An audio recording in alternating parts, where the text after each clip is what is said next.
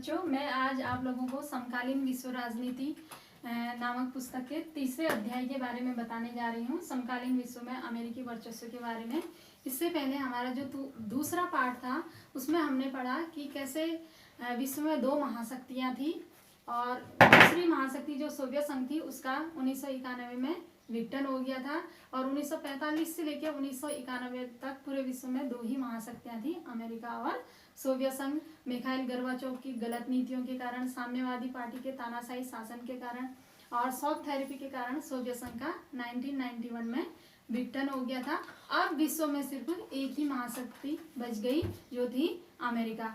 तो हम सभी जानते हैं कि हम सभी आज अमेरिकी वर्चस्व में जी रहे हैं। तो यहाँ पे को आप लोगों को सरल माध्यम से समझाने की कोशिश की है और उसके लिए यहाँ पे एग्जाम्पल दे रखे हैं आयशा, जाबू और आंद्रे। ये तीनों ही, चाहे वो आर्थिक रूप से हो, चाहे वो सैनिक रूप से हो, चाहे वो सांस्कृतिक रूप से हो, तीनों ही अमेरिकी वर्चस्व से प्रभावित है। मैं आपको आयशा के बारे में बताने जा रही हूँ। आयशा का संबंध इराक से था।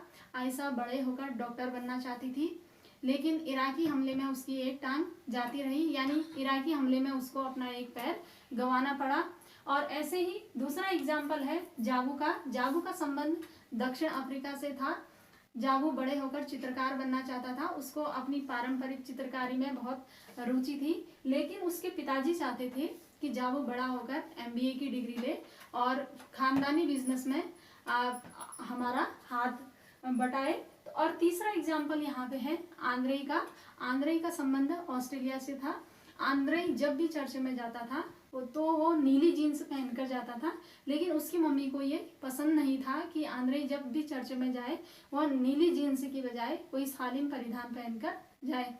तब उसके पिताजी उसकी मम्मी को समझाते हैं कि याद करो अपने दिन जब हम भी लेनिनग्राड में रहते थे, हम भी जब चर्च में जाते थे तो जीन्स पहनकर ही जाते थे और हमको अच्छा एहसास होता था। तो इसी कारण से आंद्रे भी जीन्स पहनना पसंद करता है। तो यानी ये तीनों ही किसी न किसी कारण से अमेरिकी प्रभुत्व से या अमेरिकी वर्चस्व से प्रभावित थे। तो अब बच्चों मैं बात करने जा रही हूँ एग्जाम में इन तीनों से संबंधित क्वेश्चन के बारे में।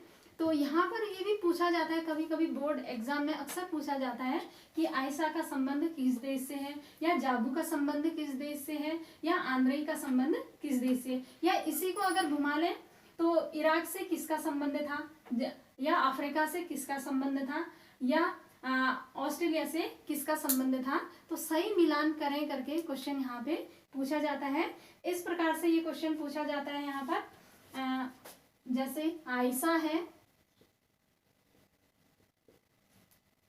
आयशा का यहाँ पर ऑस्ट्रेलिया दे दिया जाएगा,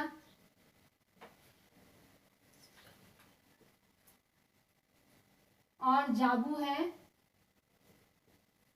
जाबू का इराक, इसके बाद है आंद्रे,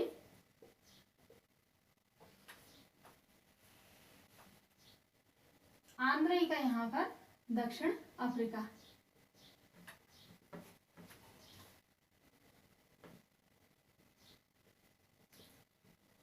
तो आप लोगों को पता है आयशा का संबंध किससे है, इराक से। जाबू का संबंध है दक्षिण अफ्रीका से और आंद्रे का है ऑस्ट्रेलिया से। तो जनरली बच्चे ऐसा करते हैं, ऐसे मिला लेते हैं, ये ऐसे ऐसे ऐसे। तो ऐसा आपको एग्जाम में नहीं करना है। इसका जो तरीका है करने का, आप लोग ऐसे इसको सॉल्व करेंगे, आयशा, इराक, जाबू, दक्षिण अफ्रीका,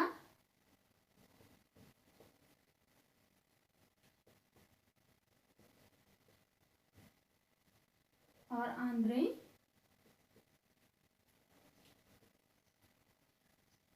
ऑस्ट्रेलिया। ये क्वेश्चन को सॉल्व करने का सही पैटर्न है और ये क्या है, गलत पैटर्न। और बच्चे ऐसा ही करते हैं, तो आप लोगों को ऐसा नहीं करना है। आप लोगों को इस तरीके से इसको सॉल्व करना है। और यदि यहाँ पर ये भी पूछा जा सकता है, इराक की जगह यहाँ पे बगदाद भी लिखा आ सकता है, और अफ्रीका की जगह पर यहाँ पर डरबन भी पूछा जा सकता है, और ऑस्ट्रेलिया के स्थान पर यहाँ पे आपसे पर्थ भी पूछा जा सकता है, तो आपको कंफ्यूज नहीं करना है। इराक, बगदाद, दक्षिण अफ्रीका, डरबन, ऑस्ट्रेलिया, पर्थ।